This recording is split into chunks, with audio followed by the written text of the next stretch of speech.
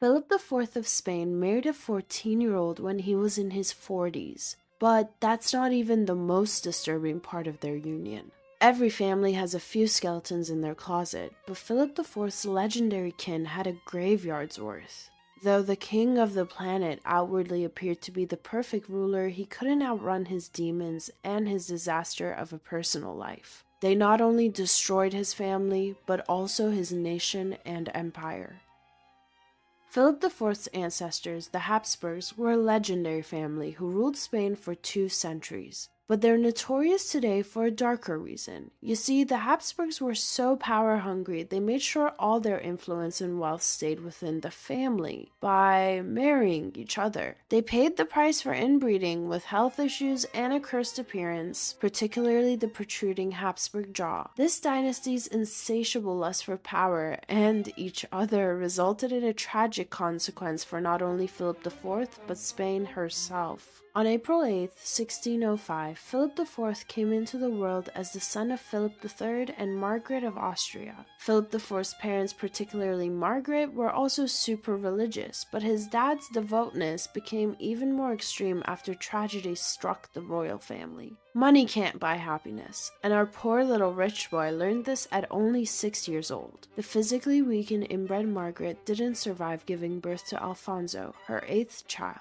To cope, Philip III, also weak and inbred, fell into a rabbit hole of fanatic mysticism. Consequently, Philip IV grew up in a gilded prison of friars, endless lessons, and no freedom. Schemers with ulterior motives saw the opportunity and bounced. Gaspar de Guzman, the Count Duke of Olivares, was many things, but he wasn't one to squander an opportunity. Philip IV was only 10 when he met Olivares. Within a year, the 28-year-old gained the princess' trust. Over time, he isolated Philip IV and secured his influence. This would have a devastating impact on Philip IV's life and rule. It didn't take long for Olivares to start using Philip IV to further his political schemes. You know, Philip IV became a child groom largely thanks to Olivares' influence. At only 10 years old, he married 13-year-old Elizabeth of France. Despite being born with silver spoons and gilded crowns, it's obvious both children were just political pawns. To make matters worse, the miserable details of their wedding make it clear that this was anything but a love story. Philip IV and Elizabeth's love was blind. Literally. Not only did the scheming adults force the children to marry way too young,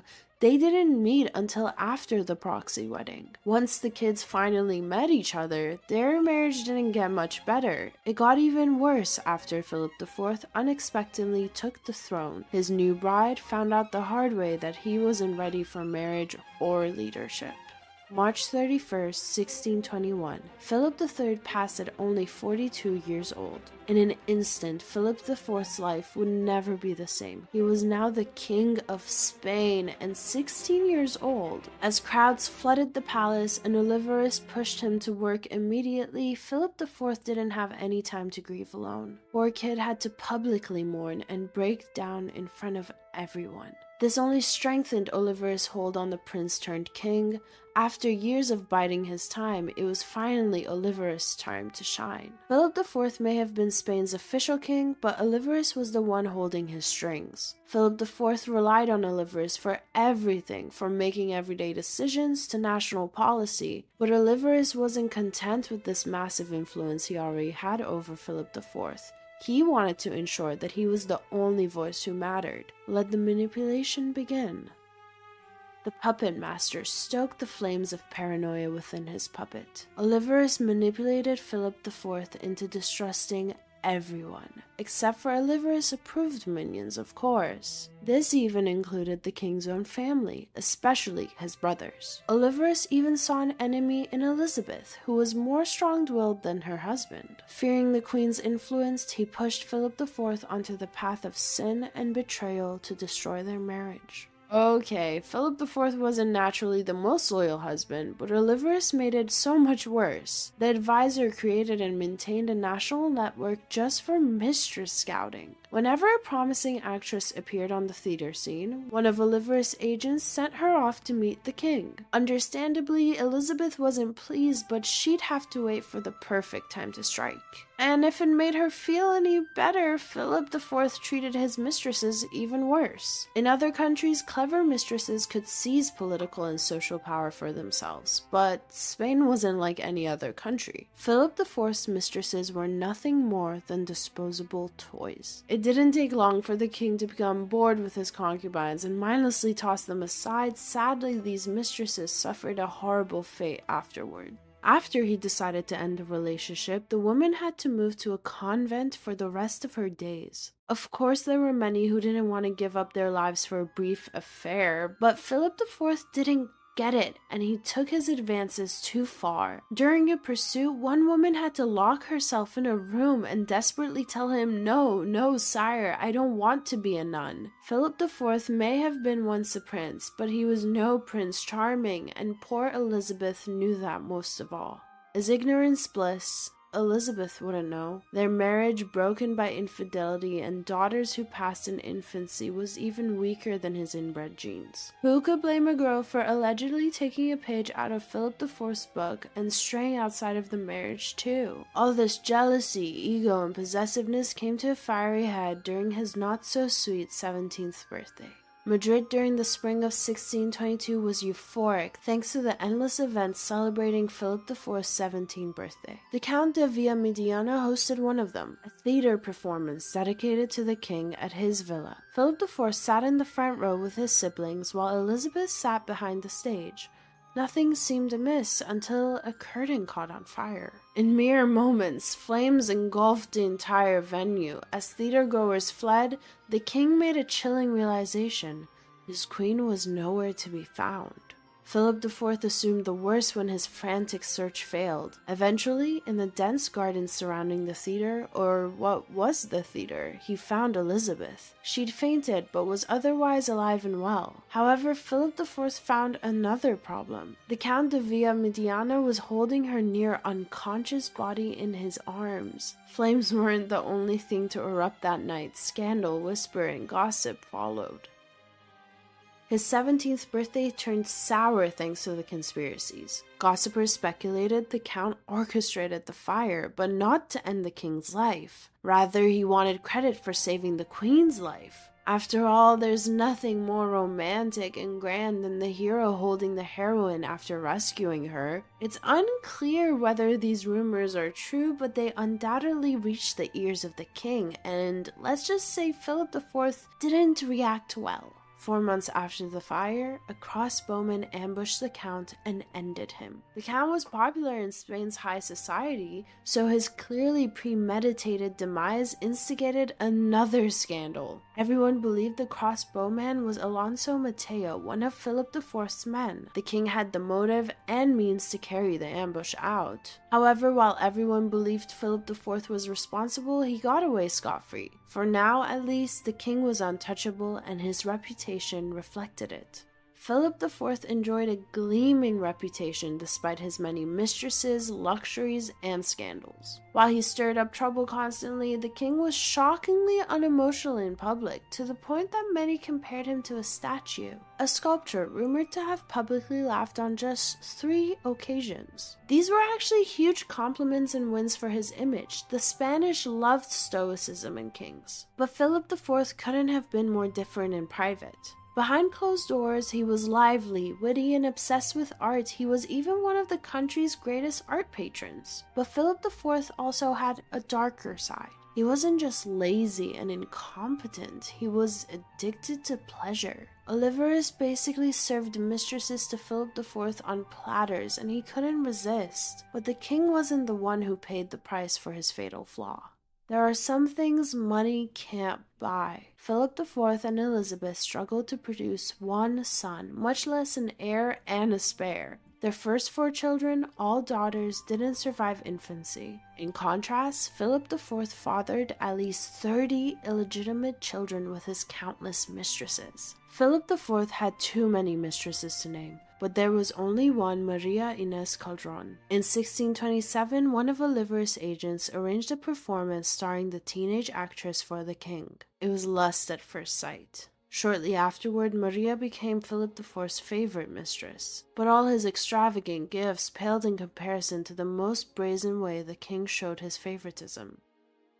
On April 17, 1629, Maria gave birth to their son, John Joseph. This baby would have ended up just like Philip IV's dozens of other unacknowledged illegitimate children, but this time he intervened. The king gave John the title Serene Highness and the upbringing of a prince, but not everything went according to plan. Philip IV, overjoyed with the son he'd always wanted, soon received a stunning demand from his beloved mistress. Shortly after Maria gave birth, she threw herself at Philip IV's feet and began sobbing. She prayed and begged for his permission to end their affair. The new mom believed she'd fulfilled her life's purpose by giving birth to Europe's greatest monarch's son. Now she wanted nothing more than to devote herself to religion, without him. Heartbroken and desperate, Philip IV tried to change her mind, but Maria refused to budge. Finally, he gave in. This is the story of how a celebrated actress turned royal mistress willingly left her glamorous life for a remote convent. He and Elizabeth clashed over his illegitimate son, especially after she gave birth to Balthasar Charles a few months later.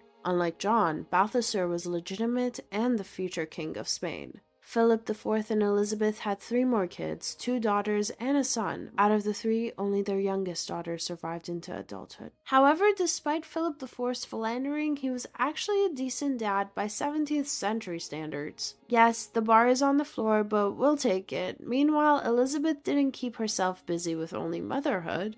After scheming with Spanish nobles and delivering a passionate speech to her husband, Elizabeth finally ousted Olivarez in 1643. After decades of humiliation, the queen finally retaliated, and she did it so well. Turns out revenge is a dish best served years later. Afterwards, she gained a lot of influence over Philip IV, but it wouldn't last. Philip IV was not having a great time 5 months after firing Olivarez. Turns out the insecure and indecisive king couldn't do this solo. He ended up assigning a lot of responsibility to Don Luis de Haro, Olivarez's nephew. But still, Philip IV continued to struggle. Specifically, he couldn't help but continue pursuing pleasure. As he drowned in self-loathing, an unexpected lifeline saved him. On July 10, 1643, Philip IV happened upon a convent during his travels. There, he met Sister Maria de Agreda, and his life would never be the same. The unexpected pair hit it off immediately. The struggling king latched onto her wisdom. Maria was a nun, mystic, and religious writer. Now she found herself the unexpected confidant of Spain's ruler. Their relationship wasn't just unexpected, it was unprecedented. He depended on her for guidance and support like no other. Good thing too, because soon he would desperately need it. Between August and September 1644, Philip IV was flying high off important victories on the battlefield. But what goes up must come down. That's when he received news of Elizabeth's deteriorating health. After she fell seriously ill, well-meaning doctors drained the queen of all her blood. In a last-ditch effort, they even dug up the decayed bodies of saints to bring to the palace. They were out of options and time. Now Philip IV wasn't just battling Europe, he was racing the clock to get home before it was too late. Tragically, he wasn't with Elizabeth when she succumbed to her ailments that same year. She was only 41. Despite his affairs, Philip IV still cared for Elizabeth in his own way. But how much more loss can a person take? Philip IV may have been a king, but he was still just a man. At this point, he'd already lost a mother, father, brother, multiple babies, and wife. This, along with stresses concerning Spain's finances and military, broke him down. Only Maria knew the extent of his misery, and the most devastating blow hadn't even landed yet. On October 9, 1646, Philip IV's son and heir Balthasar Charles lost his battle with smallpox. The 16-year-old left behind a devastated family, country, and fiancé. Who would be the next king now? Despite his grief, Philip IV knew what had to be done. The 44-year-old king decided to marry Mariana of Austria. She was 14 years old, but that wasn't the scandalous part. She had also been Balthasar's fiancé. But Philip IV and Mariana had known each other for years. Well, because she was his sister's kid. That's right, she was his niece. But more importantly to Philip IV, she was the daughter of Emperor Ferdinand III. Sister Maria normally received frequent letters from Philip IV, but her mailbox remained empty during his honeymoon.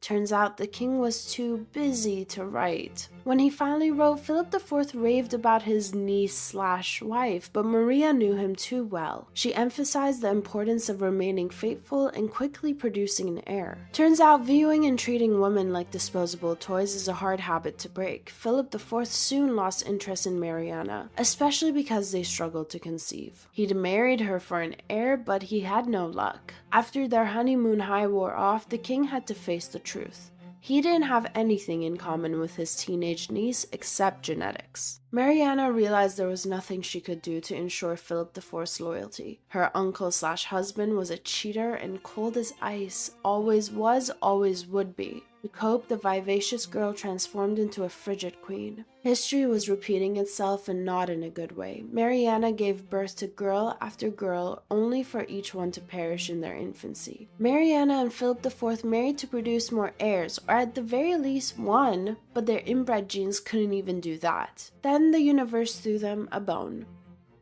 On November 6, 1661, Philip IV celebrated with his nation after Mariana gave birth to Charles II, their long-awaited son and heir. While Spain's influence was slowly declining, an heir guaranteed the stability of the Habsburg line and rule. Or so he thought. It didn't take long for everyone to notice something wasn't quite right with their future king. Poor Charles II paid the price for his family's inbreeding. Measles, chickenpox, rubella, and smallpox, you name it, and the poor kid probably had it at some point. Charles II may have been the heir, but no one knew if he would even make it to his coronation. While the universe took away so many family members, it cursed Philip IV with the burden of life. It didn't help that his country was also struggling. As tragedies piled up, Philip IV realized he was the common denominator. He truly believed the state of his family and country was God's retribution for his personal flaws. The king confessed this theory to his confidant, until the universe took her away too. Any remaining light in his life vanished when Sister Maria passed. Now there was no one left he could confide in. The aging king looked around his court and saw nothing but schemers, anticipating his demise. He looked at his country and he saw nothing but a superpower decaying. One day, Mariana realized servants hadn't brought sweetmeats to her table for days and demanded to know why. Turns out the palace's supplier cut them off because he hadn't been paid. This wasn't just an oversight. Thanks to endless conflicts and poor policy, Philip IV was short on cash. You know a country is seriously broke and struggling when poverty reaches the king and queen. In 1665, whatever hope Philip IV still nurtured vanished after the British and Portuguese reduced the Spanish army to almost nothing. In an instant, Philip IV shattered his image of the perfect stoic Spanish king. He stunned his men by breaking down in front of him. Everyone has a breaking point, and Philip IV finally reached his. The aging and weakened king never truly recovered after that day.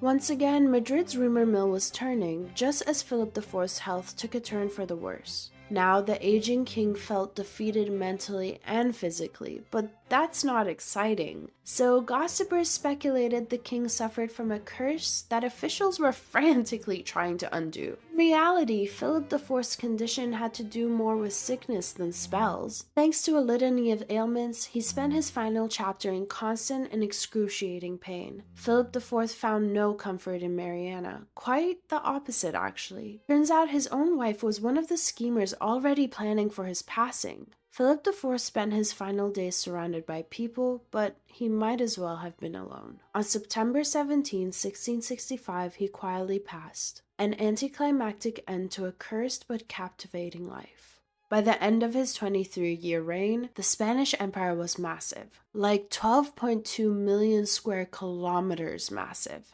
It's why Philip IV earned the nickname the Planet King. If we're judging his rule by size alone, he was very successful, but behind this massive empire, things weren't as they appeared. During Philip IV's reign, Spain struggled with military, social, and economic problems. Charles II struggled to produce a viable heir with 2 wives. Now, doesn't this sound familiar? Mariana and his doctors decided to do something drastic and deranged in hopes of increasing the chances of an heir. They dug up Philip IV's decaying body. Charles II allegedly actually slept with his dad's body in his bed for a time, hoping it would do something. Some things are better left buried. Thanks for watching History Expose. If you love uncovering the best stories in history, hit like and subscribe to keep exploring with us. Don't forget to visit our main page, Factinate, for more incredible facts about everything.